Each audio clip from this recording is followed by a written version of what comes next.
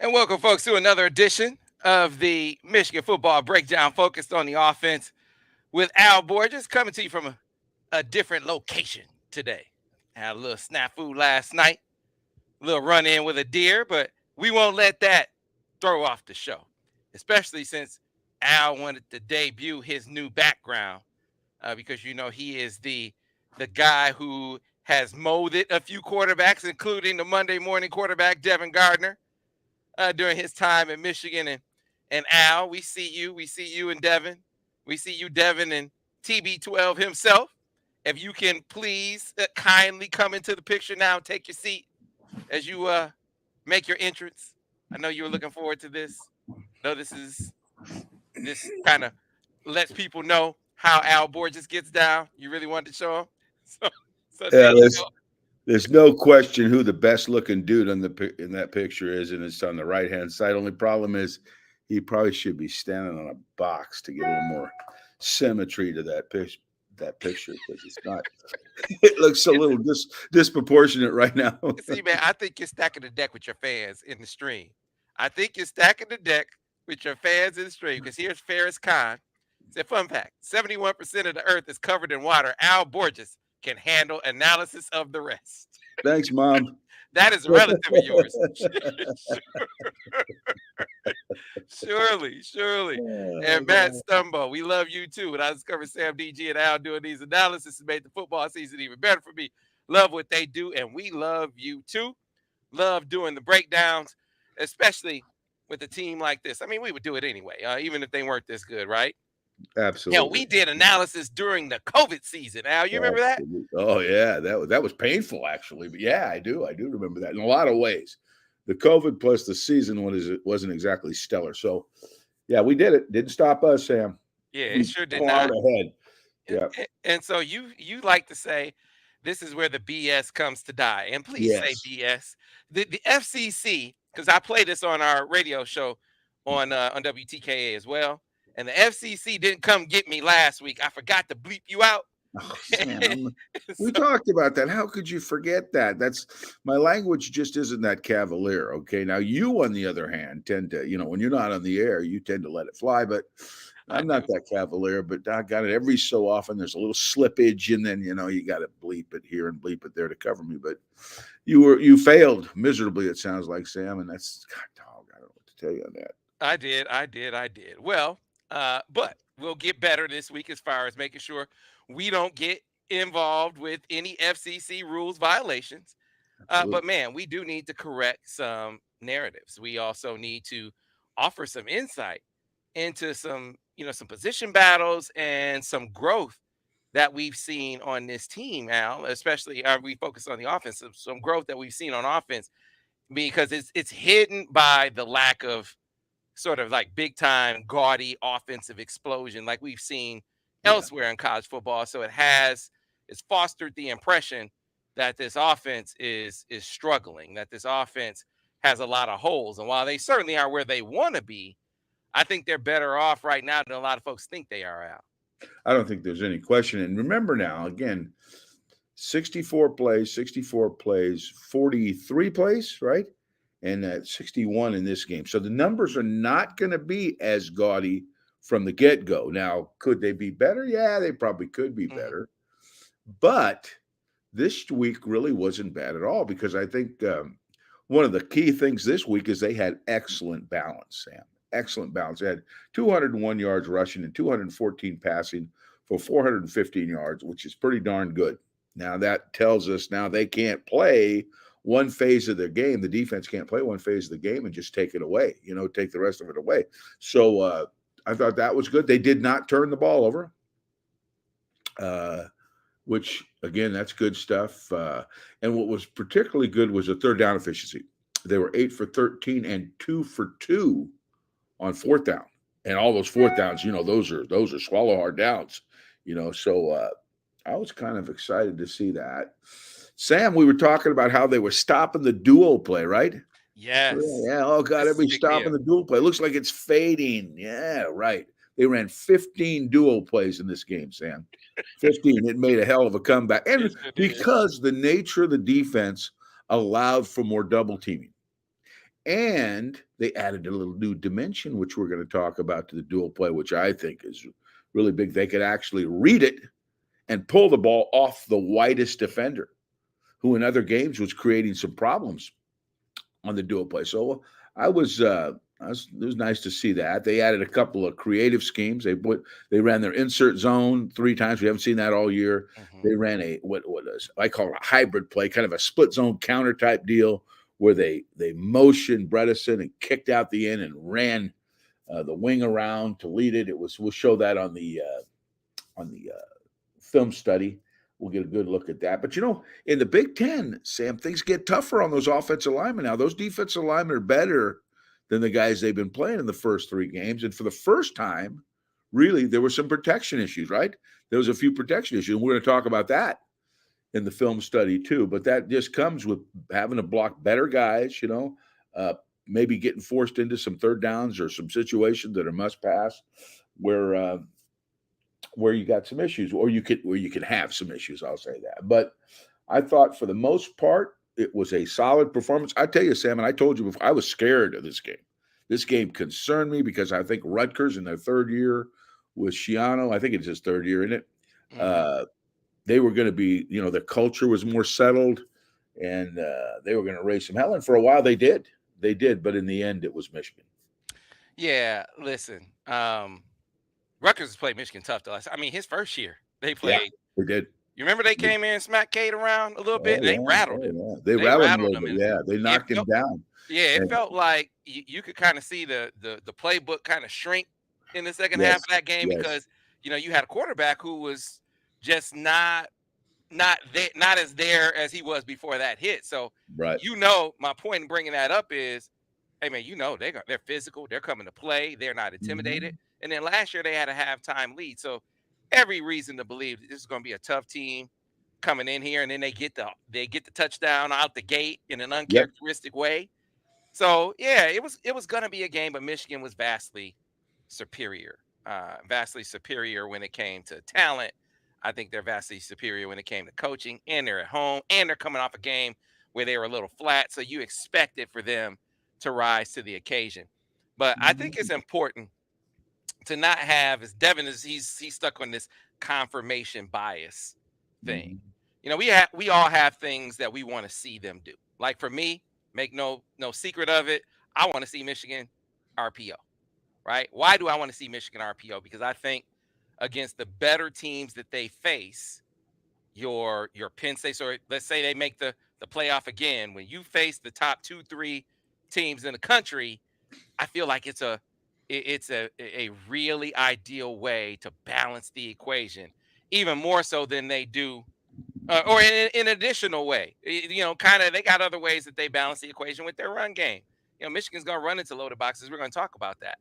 But Mhm. I think in our desire to see what we want to see, like in my desire to see RPO, it makes you overlook some things. Like in the passing game, Al, there's so many pro concepts with what they do. I point them out a lot. I'm gonna make a habit of pointing them out more week Mhm. after week. I'll take you back to the TCU game, and you can kind of touch on this a little bit. Remember we were talking about that hitch step versus plant throw on the Winston.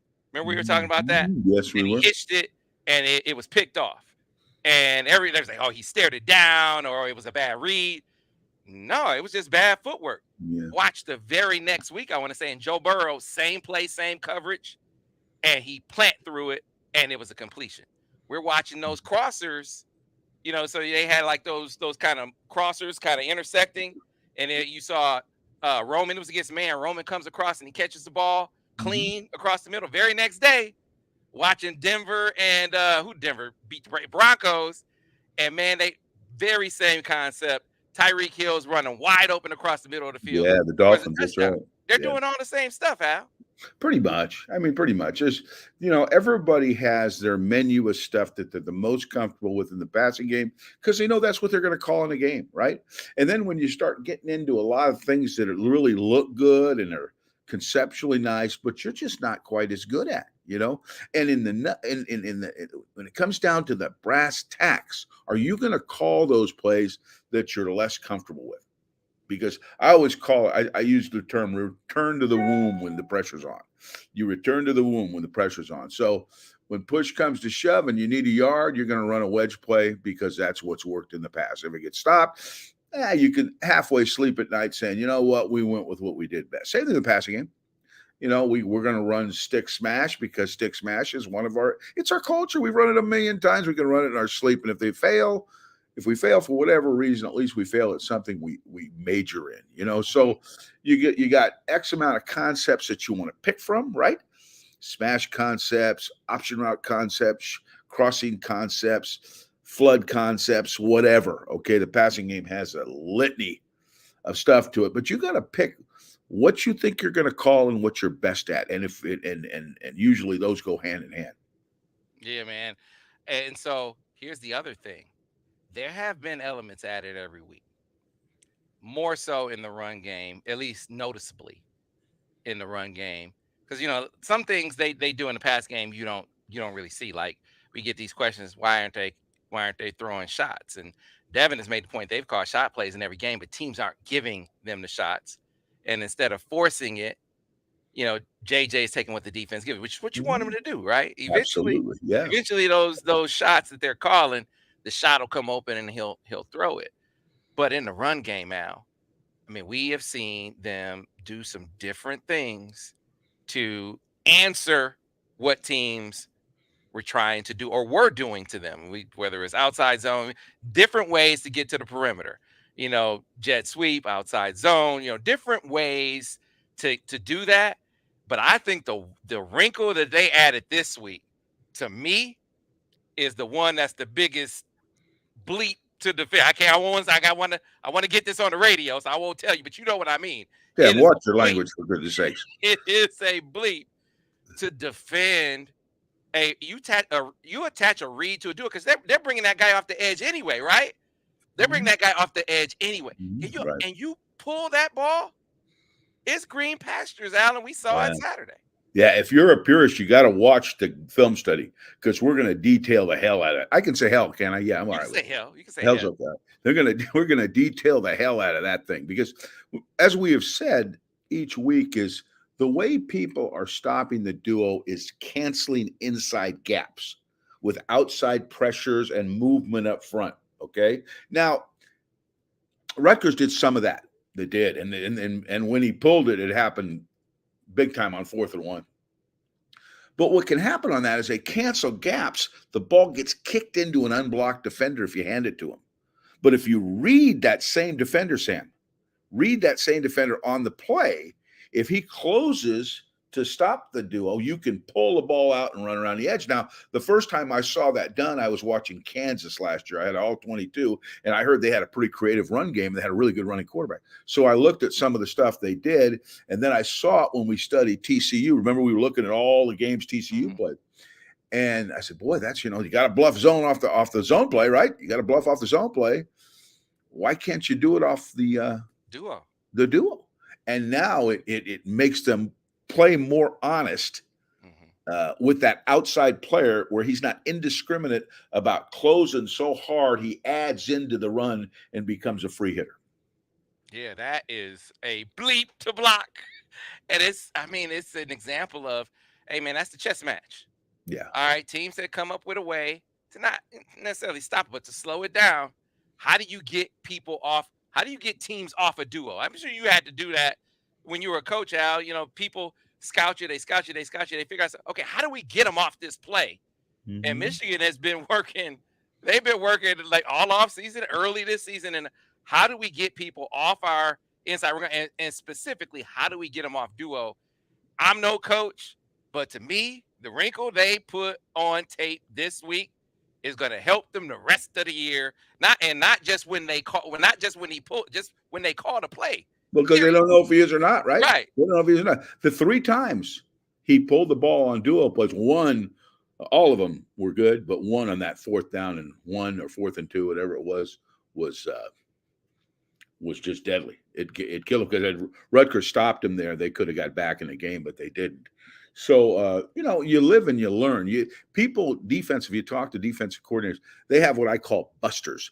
If a team is really good at maybe the power play, okay, where you pull a guard, double team, and kick out. They have power busters. They have certain defenses that they know that you will struggle with on that play. So they force you to go to another play and play what I call left-handed, okay, which, is not preferred, but you have to be able to have that counter punch to keep your running game going, okay? So either you got to add things to that play or you got to have an alternative play that exploits the buster. Yeah, man. And so JJ, I thought, got the memo. That's the thing. So you want to run him, you want to present the threat, but you want to be smart about it. And we saw that on display a few times as well, where he could have got the extra 3-4 yards, but he didn't. He lived to fight another day. That's Ran out another of bounds, coaching yeah. point you can see on display on the field. Yeah, and that's something, particularly because there's a lot of games to play. You know, I was always more hesitant to run the quarterback earlier in the season, but as they get into Big Ten play and the opponents become more and more formidable, you got to use your quarterback some to run without overusing your quarterback and getting him hurt. So it's a delicate balance in there, but it can be a lethal weapon to attack the defense when you add those bluff runs or duo reads, and then the +1 runs. The +1 runs where you can add a blocker on occasion. Just to help you handle that loaded up box. That's all good stuff, and as long as you pick and choose when to use it and not overuse it, I think it's really good equipment for your offense. All right, so let's talk about pass protection. Let's talk about the offensive line battle. The tackle battle is what it's ongoing. It's going to continue another week, right? We saw them alternate some this week. It's funny how narratives get created. There was a busted coverage or a busted protection in the Bowling Green game. Yes. We speculate, and forgive me, man, there's so many questions that we come up with during and I forget to ask some of them. So I forgot to ask, was it a protection bust on the running back in that situation? Was it on Donovan? I don't know if that was the case, but if it was, we speculated that it was a mischeck. I mean, the way he went, it didn't look like a guy who just didn't know who to pick up on a protection. It looked like he missed the check, if it indeed was his fault. So there was something said about that during the broadcast. So in this broadcast, I was trying to put it together. Someone asked me during the stream with Devin yesterday, can you talk about Donovan's blown pickup? And I was like, are you talking about the Bowling Green game? What are we talking about? We went and looked at the tape. So the play where JJ gets killed by Lewis, who was committed to Michigan at one point, just a dead on shot. I think people think that was on Donovan. And watching the tape, Al, it doesn't look like that was on Donovan. No, I doubt seriously if on a drop back protection they're assigning their best defensive end to the running back. Right. And if they are, they better reevaluate their protection. And they're not that dumb. They're not going to do that. That was some communication error between the internal part of the offensive line. Somebody didn't get the memo, as you say, because the right tackle fanned out and the right guard went into turn protection, which left the end free. And Donovan stepped outside against the nickel blitz, thinking he had him, which I think he did. And the end came through free. So, and we're going to detail that. We're going to talk about the difference between turning your protection and sorting your protection. And we won't go into all those details now, but that's very, very dependent on communication. Whether it be with the back, whether it be with the line, whether it be with a quarterback, all the protection works together with all the guys. So everybody has to know, the left hand always has to know what the right hand's doing, or something like that can happen. Right. So in this case, it looks like maybe there was a mischeck up front, right? That doesn't excuse it, but you're trying to look and see where does the fault lie, especially when you're talking about it within the context of a position battle, which is what they're locked in. It's basically they're locked in a position battle for the starting tackles. And so it was very conspicuous to me. I don't know if this was by design, but after that missed pickup, so JJ gets killed, he stands in there like a G and completes it to completed it. Yeah, we're going to show that. Oh my goodness, he had a defensive end with a full frontal shot. on a stick route, which is a little 6 yard out to the tight end, and he let that go and boom. I mean, oh God, he got splattered. You learn a Not lot about good. your quarterback like in Yeah, times you like earn your NIL money there. I would say scholarship money, but I think there's more in NIL now. So, but yeah, he stood in there and took it and delivered a good pass, coast and pulled it in. It was short of the first down. They kicked the field goal. They missed the field goal. The mm, very next series, they changed their tackles. Now, mm, again, that might have been by design. We watched the Bowling Green game, and we said after watching it, they're gonna rotate okay, Ladarius yeah. in earlier, right? So that it may have been part of the timeline to substitute Ladarius in at left tackle and Mhm. move Carson over to right tackle in that moment. But it seemed awfully conspicuous that they did it right after that missed protection or that protection bust there in the what was that, the second quarter. So I Oh, you're again insinuating that they might have expedited the process. Is that what you're saying? right, right, or it might have been something where they had a little talking to because they eventually came back and Miles was back in the game later in the game. Mhm. So they Yes. rotated them some the rest of the game too. But again, it was hard not to put two and two together when you watch that. It's like, okay, the very next series they changed this up. But again, as you're doing the as a position coach and you're weighing, all right, who's ahead, who's the starter. I mean, this was a game where it felt like the Ladarius Carson duo had a leg up on the Carson Hinton duo if Yes. you're matching them up. Yeah, I would tend to agree with that. And that really is the dynamic. The dynamic changes if Ladarius goes into the game and Ladarius goes to left tackle and Carson moves to right tackle rather than Carson playing left tackle and Hinton playing right tackle. So it is different, okay? And you got to see how all that chemistry works. And you can see now, Sam, and this is what I've been talking about from the beginning, is there can be errors when you're testing players. Mhm. But once those five, see the thing I think Michigan's had the last couple of years is they played kind of with the same five guys, outside of an injury here and there. And those guys learn the communication, the chemistry, and the playing in concert. But as you're going through the testing ground, or using the testing ground to find out who you really want to play with, there can be some problems that go beyond just watching their ability and how well they pass protect or run block. So it's just something to keep in mind as you assess that competition. Yeah, and that's the part that we as outsiders don't. You can't see that.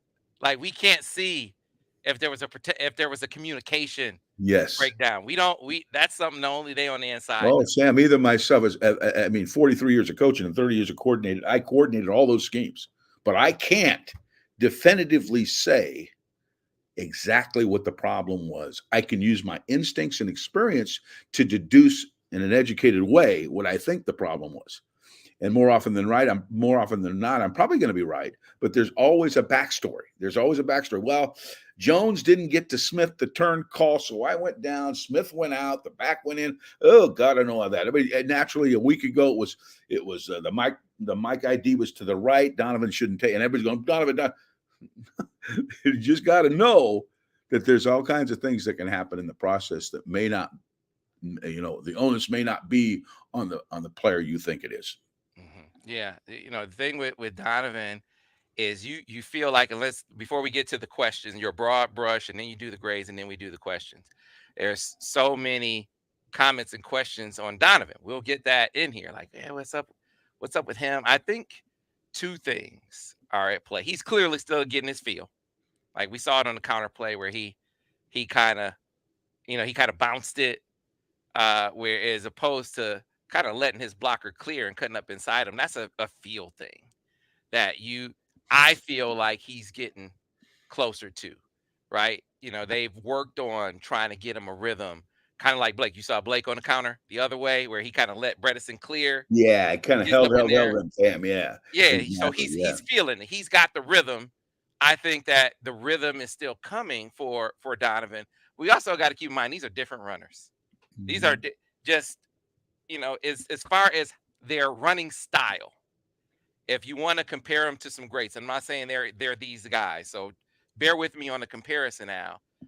Blake is more like Emmett. He's a north-south runner. right? Whereas Donovan is a home run guy, and Mhm. he seeks the home run. He might have a 1 yard gain, a 2 yard gain, or a 1 yard loss, right? He might have that in there, and then boom, he's going the distance. And the Mhm. play that I think of is the Big Ten championship, Mhm. right? Where he cuts across the grain on a split zone, and it's like, what? I had to ask him, like, what were you thinking right there? He's like, man, I'm thinking touchdown. I'm not thinking about these 5 yards Mhm. right here. I'm thinking touchdown now. So you as a coach, you got to figure out how to let him be him, but to also focus it in a way where you are taking too many losses. Now, I'm not saying that's been the issue in the first 4 games, but I'm making a contrast between the kind of runners that they are. Yeah, and they are different runners. They are definitely different runners. And when you're not in there all the time, because Corum's doing, getting the bulk of the carries, not necessarily all the touches all the time, but the carries, it can be a rhythm issue. And if you are a home run hitter like Donovan Edwards is, it's in your mind when I get the opportunity, I want to hit that home run. You know what I mean? I don't want to gain 4 yards. I want to hit that home run.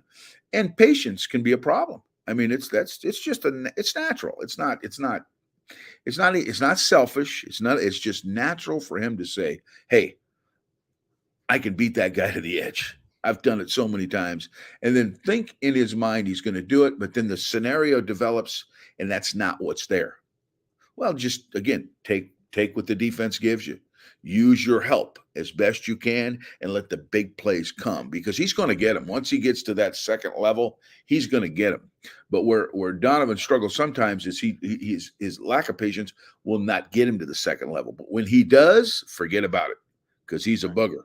When he gets Right. through the line of scrimmage, he is hard to get down and to run down. So I think if as he gets more carries and he understands coaches, Mike Hart will coach him up, and I think all those things will improve. Yeah. Look, it's early in the season, and they are clearly trying to work on him in the passing game. Like every time he was in the game as a receiver, he wasn't targeted, but he was definitely a part of the passing game. He was an Mhm. option in the passing game in Mhm. this game. You could really feel it, and I think it was easy to anticipate based on the success he had as a receiver in this game last year. But Al, let's get to your broad brush. Folks, if you have questions for Al Borges, just put them in the comments right now. Put them in the comments right now. We'll get to them at the end of the show after we get to Al's broad brush, and then we'll obviously get his grades for the game. But give me your broad strokes, Coach Okay, Borges. again, I say balance. I thought was really the key. Their ability to run and pass with equal efficiency was really the telltale difference. More in this game than the previous three. They had 20 first downs. You'd like more than that, but again, of the 20, 11 of them were rushing. Okay, a week ago, I think only 4 of them were rushing, and 9 of them were passing. Again, that's just excellent balance.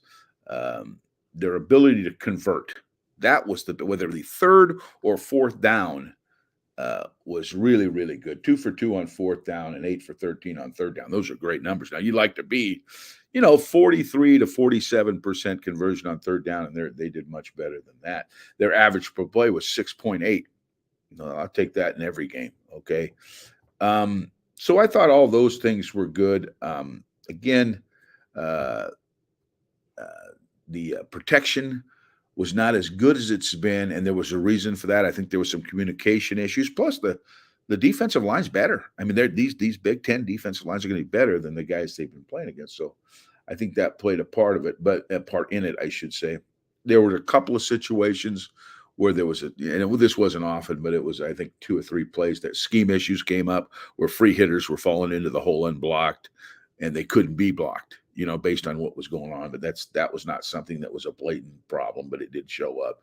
JJ missed a couple throws, I think, that he'd like to have back, but for the most part, it was pretty accurate. I believe he was what I think I got him 11 for 15, 15 for 21. Does that sound right? At 8.9, which isn't bad. That isn't bad at all. So from a good defensive football team that they had to face, they did a pretty good job against them. They really did. I thought it was a little slow to go at the beginning, but for the most part, when it was all said and done, they had over 400 yards. They didn't turn the ball over, and they ended up scoring over 30 points. So That's a pretty good day. All right, Al, let's get into your grades. And again, folks, if you have questions for Al Borges, put them in the comment section. That is always one of the most revealing parts of the show where people ask him very good questions and the key gets a chance to flex his genius, as he would call it, right? Oh, So stop it, Sam. Come on. Al, Al is looking forward to that. But Al, your grades for the game. Yeah, the offensive line had more minuses in any game. I had them with 37, which isn't god awful, but it's more than they've had. And I graded them about a B to B minus. I mean, that for 37. Again, you're talking about really six players because Ladarius played as much as any of the other kids did. So you talk about six guys. That's not terrible, but that's not as well as they could play. Now, what they did do a good job of is pushing the line of scrimmage when they did get everybody blocked. You know what I mean? They got some great movement on some of the duo plays, and they basically sometimes just mushed it up there for 5 yards, which I really like. Okay, so when they didn't turn somebody loose, which they didn't do a lot, but they did create movement up front. I thought that was a big deal. The tight ends I gave a B plus. I thought they improved from last week. I think particularly I want to call out Ben Bradison, who I think is playing very well. Max. He is Max. what's Little that? brother, Max. Max Bradison. Okay, Yeah. I got my Bradison screwed up. He did a great job. I think he has improved every week, and he's being used in kind of a hybrid role. He's not really an inline tight end, but he's a motion guy, an off the line of scrimmage guy, a fullback. But he's been doing a good job, and I just haven't had many mistakes. Wide receivers were solid. Could have blocked a little better, but I gave them a B. Running backs were solid again. Had all together with 2 minuses, and again, for the most part, pretty good. I gave them a B, and I gave JJ a B minus. He played pretty good, but he missed some throws that were uncharacteristic. Okay, but didn't miss a lot. I had him with 4 or 5 missed throws. I think he'd like to have back. But again, he's a huge reason why you're winning the game. Okay, even with maybe an occasional deficiency, he is playing very, very well. He added his running dimension to this game and made the defense feel it. You know, and I thought that was huge. So overall, the whole offense had given a solid B to. Again, they can play better. They can play better, but they weren't bad. Yes, sir. All right, folks. So your questions for Al Borges, throw them in the comments. I want to also incorporate some questions from our folks over at the MichiganInsider.com. And I saved this one for you, Al. It was actually in a thread for questions for Devin, but I think that the questioner realized as he was typing it, this is probably a better question for Al. Every question is a better question for me than Devin. Just know that. You know, you ask about the quarterback, that's Devin. That Devin and Al. You ask about everything else, especially the run game. Let's talk to Al. So he said, this is M Behave. He wants to know. This is a long question now, so bear with me. He said, why are we trying to minor in zone running? I understand booting up the perimeter game, but I haven't seen a poor man's inside zone like this since 2000s when Michigan first tried it with A-Train. In college, I played against a record-breaking team that could both run zone and counter, and it was really tough. Figuring out the difference between a down block and a zone step is tough, and so it's hard to tell direction. However, our inside zone just isn't getting fit fast enough or enough lateral movement to get to the backers, which is strange considering how good we are with duo. The running back play for inside zone is totally different, more of a one cut back run. Most of the big plays come off backside block when the defensive end gets nosy on the front side. His overall thing, because it gets longer, he says, overall seems ambitious and an extra step too far due to the Joe Moore hype. I'd rather put in the time to newly gelling O-line to combo the linebackers, perimeter blocking, and running backs reading blocks better for outside. Maybe, and then to get outside, maybe use Jim's old Stanford toss play. I think, to put it in a nutshell, why are we doing outside zone? Why are we not emphasizing just being a killer inside zone team and just maybe doing a toss sweep or something to get outside? He feels like we're tiptoeing as far as being a really good inside zone team. What say you? Well, it's because they're picking their poison, and their poison has been the dual play forever. Okay, they've always had zones, whether they were split zones or bluff zones or whatever zones. Okay, but when push comes to shove, again going back to the womb, like I said, it's usually going to be a duo play. Now, the thing you got to pick your poison on is how you want to get outside. And I don't believe you can just say, we can't run an outside zone. That's absurd. You've got to have some kind of perimeter running game.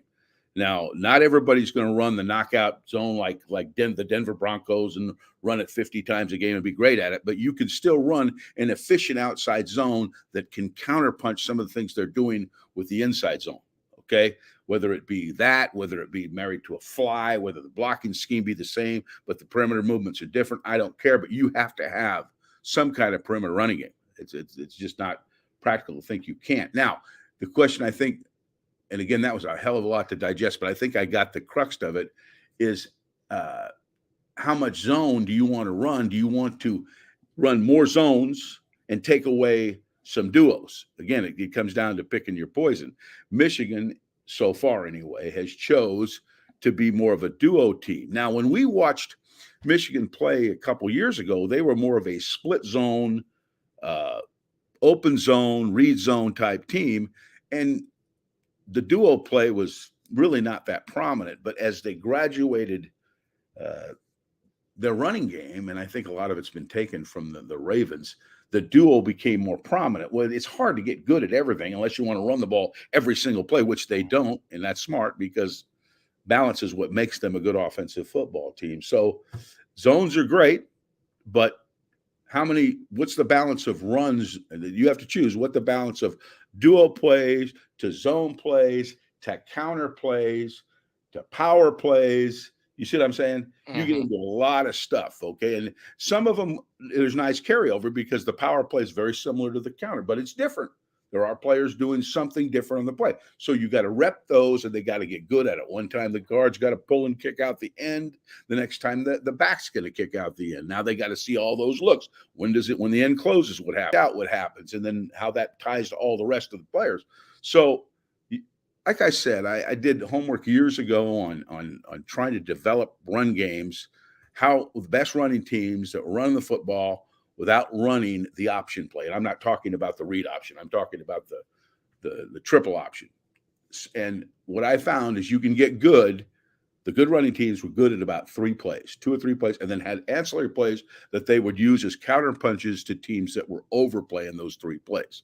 So that's how you do it. I think that's the best way to do it. I think Michigan's got the right idea. If they want to eliminate, not run as many duos, they could probably get better at the zone. But in their world, they believe that their dual play is good. The play passes off the dual player are good. And it's, certain games it's not going to be as good. We've already seen that. But it still is their mother play, their starting point for the run game. 15 duo plays were run in this game. 3 counters were run, 3 insert zones, 3 split zone arcs. And that's about 6 to 8 pure zone plays, okay? But there were a lot more dual plays run because that's what they felt in this game was their best approach. And I think every game that's their first thinking is, can we run that play? And if we can't, then what's the answer? Okay. Yeah. I don't have any idea whether that answered his question, but that's my assessment of how you approach the run game. All right. Brandon wants to know, are we going to be talking about bass fiddles today, Al? Bass fiddles, Sam. Bass fiddles. Sorry about that. Well, no, because that's only when you really can't throw a pass complete. If you can't throw a pass complete, then you can't hit a cow in the ass with a bass fiddle. What is a bass fiddle? I don't even know what a bass fiddle is, Al. You don't know what so many things are. A bass fiddle, I believe, is a big old cello-looking thing where the guy kind of strums. He doesn't use a bow to play it. He plucks at it with his fingers, okay? Now, a bass fiddle is something that if you swung it at a cow's ass, you'd have a great chance to hit it because it's big and the cow's ass is big, right? So if you can't hit a cow in the ass with a bass fiddle, you're not throwing very good, okay? So that was really I spent a lot of time on something that was really insignificant, but since you asked the question, you needed to be edified. All right. So Brian Blocks at the Reed duo was brilliant. I'm interested in how you said you saw it with Kansas last year. Mm-hmm. Was that the first time had you seen a Reed duo before? Well, I think I might have, but not significant. I mean, it might have been like in there somewhere. Well, Kansas, because they will run the duo. Now they're a running quarterback offense, Sam. I would remember that now. They're a running quarterback offense. So much of what they do is read plays off zones, read plays off duo, plus one runs, quarterback draws. They do that because their quarterback is so good at it, right? So if you want to watch somebody has a creative scheme with regard to running your quarterback, Kansas is a good place to start because if you watch 5 games, you'll get all kinds of ideas on how to run it. But that I think is the first time. But if I told you I saw it run significantly in other games, if I did, I don't recall it, but I know they did it. Yeah, man. I think we watched the Bears run a duo kick with Justin Fields, and he kept it. Remember that? Yes, and ran all the way. And he ran all the way. He ran it for a touchdown, right? Yes, they did. Yeah. Yeah. Now So that's the next thing. They did not run a duo kick. They ran wing duos, right? Crease duos, where they would line up a guy in a wing or line up a guy in a crease inside the tight end, and then at the end would close. They just pull the ball. But if you run the duo kick with a read, it's going to be more natural when that outside guy sees that guy coming across to kick him out, where he'll turn to play the block. Now you get some beautiful edges when you pull the ball. and I know that's in the playbook. I know that's in the playbook. So Yeah. I'm just, hey, listen, they are figuring out ways to get teams off duo, and you just, you coaches don't get as much credit for running game innovation or running game wizardry as they do for passing game wizardry. I guess that's just the No, the nature of the beast, right? it doesn't make you look as much like a genius when you run the ball. You know what I'm saying? But when you pass the ball, you always think you're outsmarting the guy. But something about Michigan that I mean, if you watch other teams play, you can watch 3 games and basically know the team's running game. Almost sometimes watch 1 game. They're an inside zone team, zone read team. They run the counter play, blah, blah, blah, right? Michigan's going to hit you every week with something different, off something that's natural to them. Now, like we're going to talk about this little split zone deal they did and arc the guy. They do all that stuff, but they've never shown that play. And we'll detail that. Yeah. In the I film. mean, I hate to give you a compliment, Al. But Why not, Sam? What's the big deal? Devin sure said wasn't going to give me a compliment, so no, he's not. no. No, he's not. But I mean, you're right. I'm thinking, I'm saying, what is that, Al? Is that a split zone? Is that a split zone with a second guy coming around? I mean, things that would confuse lay people. Even some coaches, they got to go back at least. As a coach, Al, you at least have to go back and look at it, right? And when you have to go back and look at something, I'm like, okay, well, that's something right there that they're doing that requires us taking a harder look at. That's some good stuff right there. Al Borges got to go back and look at it. Think about it now, Sam. In this game, now they played 3 games, right? In this game, we saw the pull off the dual play, right? That was different. Okay, we haven't really seen them do that. Or if they did, I missed it. The split zone arc, which I just talked about, where they brought a guy around and made the guy close, and that was different. And then they ran the insert zone, which we have not seen in the first 3 games, okay, where they're zoning the front side, inserting someone on the inside linebacker on the backside.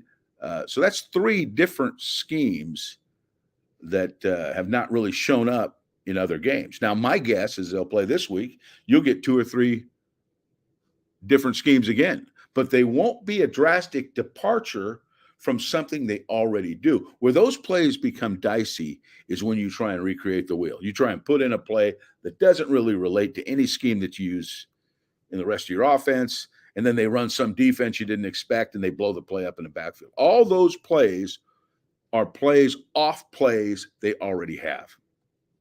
Yeah. So as I get the next question, Al, as much as we talk about repping all these different elements in the run game, you'll get the inevitable question, which I'm sure will come up in this stream, is are there elements in the pass game that they need to be concerned with repping at new elements added each week in the passing game? Do you notice that? And if not, is there should if a fan is concerned that they aren't showing enough additional wrinkles in the pass game right now to be able to pull it out when they need it, do you think that's a valid concern for a fan to have? Well, I think it's a valid concern, but they're doing it with the pass game also. This week, the route du jour was multiple crosses because, you know, Rutgers runs so much man-to-man defense, whether it's an early down or later down. We had not seen in the first third down conversion to Donovan in the flat was, double crosses where they picked the inside linebacker. He shot into the flat off of motion. We've not seen that play. That play was now we've seen it in the past. We've seen it in other years, but I have not seen that play on video yet this year. Okay, they ran the slot square out from the inside for the what I call a Winston route, where we had not seen that play, so that's different. They ran a different flea flicker where it came off a reverse to Donovan, and a couple of exchanges that was different. So there is some stuff that we have not seen within the passing game that it is a little bit different. So it's not static. It does change. And if they do something different, it's generally from a different formation, a different personnel, where the window dressing is such that they can't see the play and say, here it comes. All right, let's get back to the questions from the people. David Bresson says, Al, on the subject of playbuster defenses and buster plays in response, do you ever collaborate with your defensive coordinator to better anticipate what the opposing defenses will do from a defensive mindset? So would you get with Vance and talk about, hey, Vance, how would you defend this? Hell What do yeah. you see? But some coordinators don't. They don't, but I did. And some defensive coordinators, they weren't always forthright they weren't always anxious to tell you what they did, but most guys I work with would. Hey, Kevin Steele, he's at Alabama now, but I worked with Kevin and coached against him and worked with him at Auburn, and Kevin he'd tell you anything you want to know. How you play in that match versus bunch? What's the good? He'd tell you. Some guys won't. What do you think? I remember Will Muschamp was on our staff at Auburn, and we were playing Alabama. Okay, now Will had worked with Nick Saban for a long time, and I asked Will a bunch of things. What's he hate? He don't like movement. And he don't like 3x1s. Okay, he doesn't like if you shift a lot. Or he wants to be able to get his cleats in the ground, come after you. And 3x1s do create other issues. He's got answers to it. He knows, but it's not what he prefers, So yeah, hell yes. You got to use your resources, right? Mm-hmm. No doubt. You would think. It makes sense to me. But like you said, some coordinators don't do that. Here's one about the defense. When is Mason Graham coming back with a club on his hand? Yeah, Harbaugh didn't say a club. He didn't talk about the specific injury, but assuming for the sake of argument that it's a hand, you got to know Mason. He is definitely going to have him club it up. The talk from Jim after the Rutgers game was that it'd be another week. So at least the Nebraska game, and what I imagine is they'll see how the wound heals, and assuming that the wound is healed, then he could go back out with a club. If the wound's not healed, then he'll be out another week. But Mason Graham will be back in the lineup as soon as Mason Graham is cleared to be back in the lineup. You best believe that. He would make them club him up if they weren't already thinking about it. So that's just the type of dude he is. Mason Graham is relentless. He is. He's got the relentless that Aiden Hutchinson had. Now, I'm not saying he's Aiden Hutchinson, but he is that relentless level. All right. Here's one, Al, from Darren Talks Ball. Would Al say the run game has finally been fully realized, or there's still improvements, especially along the offensive line, to be made? Oh, yeah. Oh, always things that you can do better, improve your footwork on your double teams so that you're always able to get the backside linebacker, just subtleties within the fundamentals of play. It's ongoing, work in progress. And they're lucky they got a good line coach, and he'll correct errors and he'll make the players better because he'll insist on it, and they will facilitate the kids' success with their style of play, because they are not a team that's going to drop back 60 times and ask those defensive linemen to retreat or offensive linemen to retreat all the time. So, yeah, I think you can always get better. And I think as you see the same five guys play, that's going to happen. All right, here's one, Al. I was asking you about this yesterday. Brady Tacorum over on the MichiganInsider.com wants to know, Al, with all the poor strategic execution we've seen this year from NFL and college, how much time approximately do teams spend on situational football? So to give you some examples, obviously the 10 men on the field, 2 plays in a row, down the stretch for Notre Dame and Ohio State blew that game. They blew that game so bad. So then another example, Brandon Staley backed up. He's on his own 24-yard line on 4th and 1, and his team is up 4 with less than 2 minutes to go, and he goes for it. He goes for it. And fortunately, Kirk Cousins is the quarterback for the Minnesota Vikings, and he throws an interception to save Staley's behind.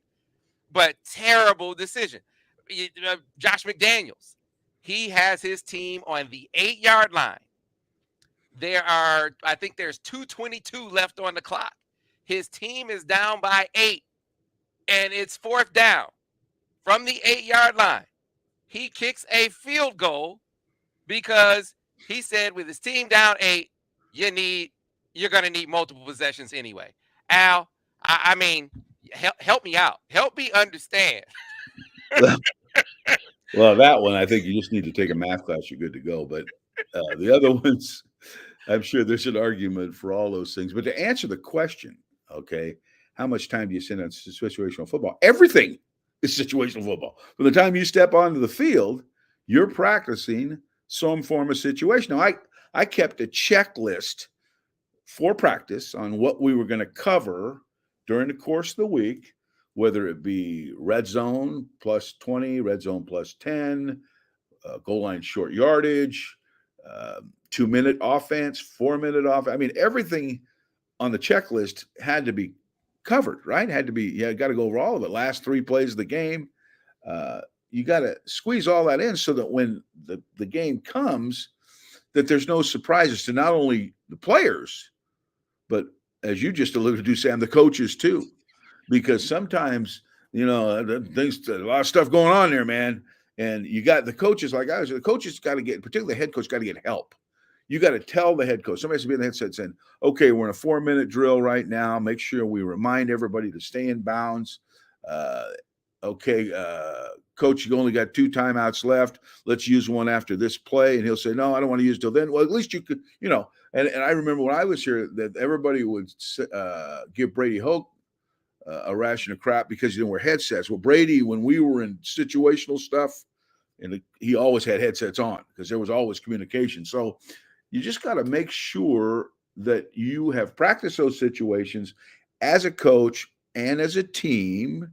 But now it's like anything else, Sam. Things can be game specific for coaches too. They can get in a grind and the pressures and the fans are screaming and, it's chaotic. And all of a sudden you do something that you regret that you would have done. You wish you wouldn't have done it after the fact because at that time you didn't make a good decision. And we know those decisions, one bad decision can take you out of the game.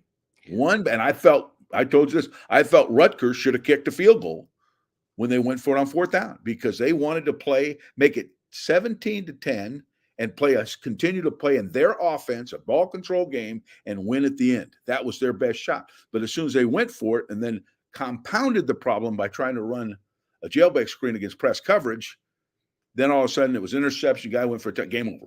Now they've got to do things they don't want to do that aren't in their culture, and Michigan ran away. So, you can argue. I mean, people say, well, you can't win with field goals. Well, sometimes you kick a field goal. Sometimes you take a ham sandwich over a steak because it keeps you in the game. Other times you kick too many field goals, you lose. I'm with that thinking, but by the same token, it can't. You win a lot of games have been won by 3 points, Sam. A lot of. Yeah, I mean, I guess I hear your point, and you've coached a bunch of games, been in the arena, and I defer to you that it probably was the better decision, even in retrospect. Which Shiano said, "Hey, stand by the play." I put his decision in a different category. I get why he did that. Like, you're overmatched. You're on the road. There's a line between being risky and being ridiculous.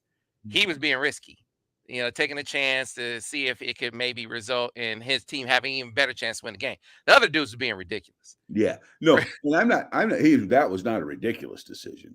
I just felt it was more judicious Hmm. to kick the field goal. I wouldn't call him dumb for doing that. No. He's trying, he don't want to kick a field goal. He wants, hey, I want him to keep but the way they play, if they were a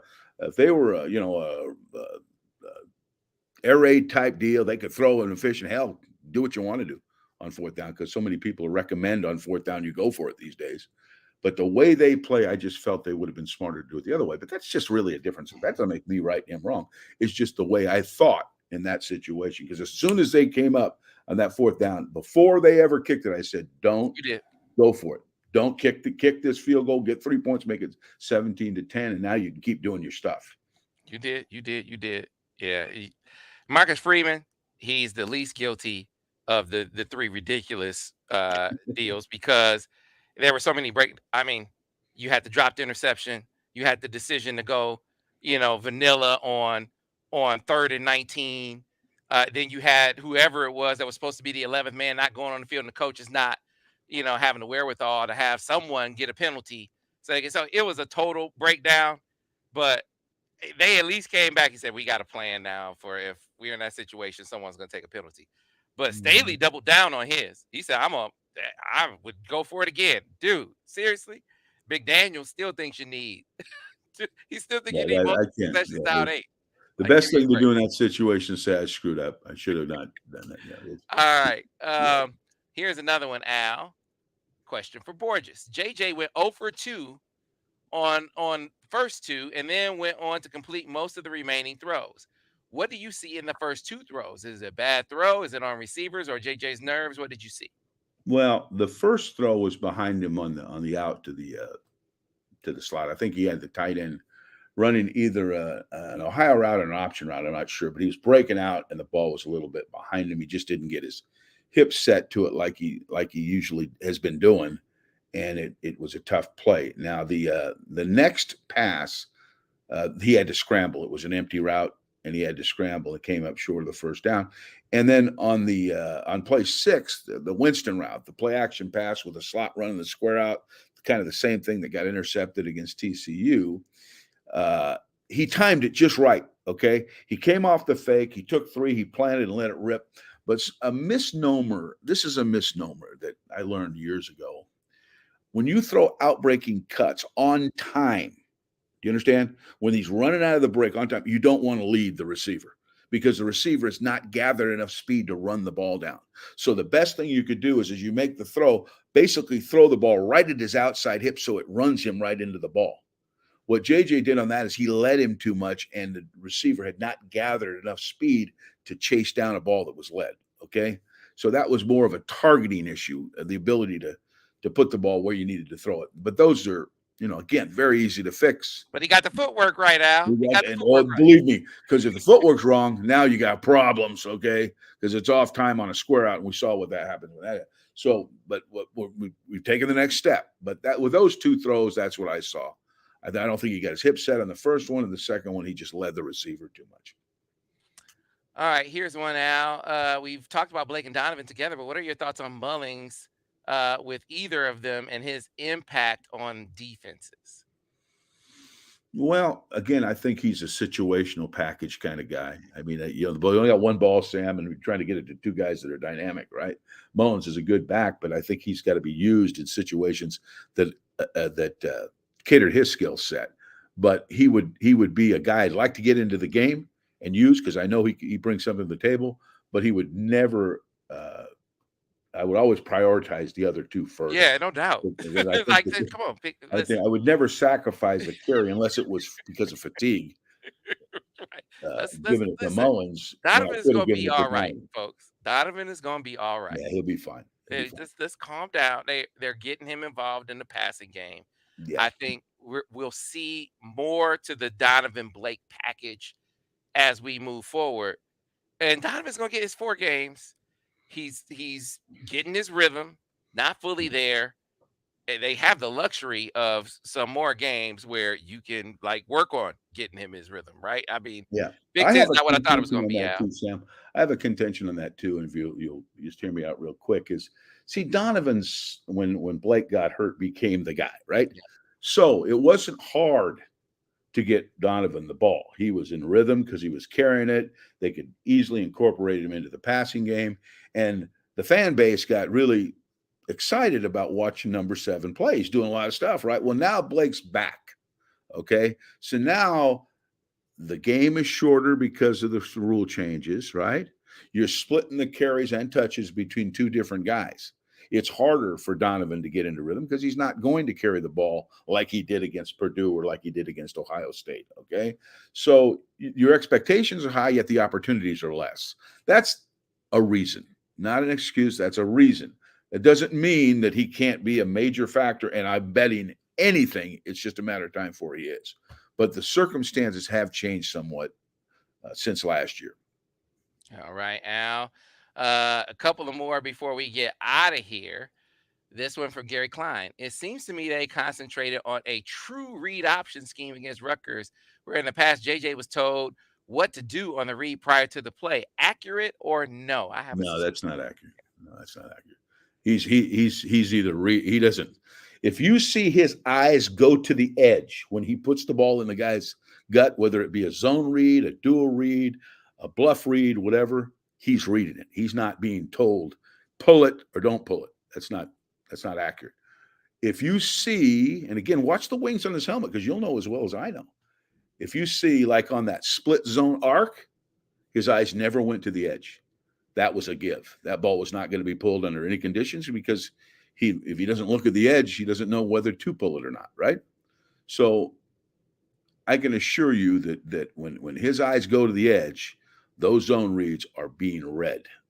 Now, some of them he'll hand the ball off, and you'll swear to God he should have pulled it because the end will chase the guy after the fact. Oh God, if he just had pulled the ball. And sometimes that's not accurate either. People think that the thing's wide open, but if you watch the film, the guy was looking at the quarterback all the way and just closed once he knew the ball was exchanged. So I would say no, I don't think that's accurate. But there are times where you might lean toward, like you said, on a bluff zone. You're leaning towards it's going to be a pull, right? Right. Now, see, that's different thinking for different plays. When you're in a pure zone read situation where the edge is not being attacked, okay, where somebody isn't coming across to kick him out on a split zone or something like that, now who knows what's going to happen? You hand the ball off or you look at it, see what he does. He squeezes too far, you pull it. If he doesn't, you hand the ball off. But when in doubt, we always tell him, hand the ball off, okay? Make the guy make the play.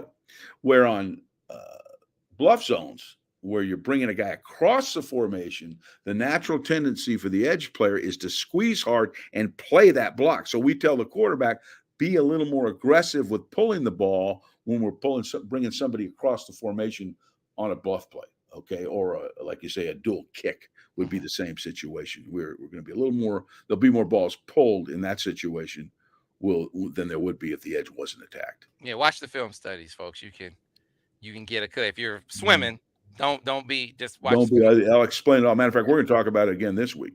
Yeah. All right. This is the last one that we have time for today. David Giovanni. Question for Al, my Paisan friend. He says, in your opinion, does JJ appear to have a confidence issue since throwing the picks against Bowling Green? Not at all. No, I don't think so at all. No, he's letting it rip out there. The kid's having a blast. I mean, um, he didn't throw an interception in this game. Did he throw a ball that touched a defender's hands? I don't remember one. You know, it might have been. He might have had a couple ticked, but I didn't see any high risk throws in this situation. And he completed, 15 out of 21 passes. I don't think he's affected by it. If he's affected by it, you'll know it. Mm-hmm. You'll know it because he will not be in a let it rip mode. He will be his eyes will be all over the place. First of all, his feet will be all over the place. But he looked like he was letting it rip in the game today, Saturday, and I think he's fine. Yep. All right, folks, we are out of time for Oh, Sam, this. we don't have another hour? No, we don't. We don't. Because, hey, man, I got to get to Vance. We already pushed Vance down last week. He Oh, said, we can't do man, that to what's Vance. going No, on we with can't Al? do I say, Vance, man, I'm trying, man. No, I can't keep my mouth shut. Just tell Vance I apologize. I'll throw him a crumb and he can have a couple minutes this week. Hey, throw him some barbecue. He'll be good. He'll be good. That's all he wants, some barbecue.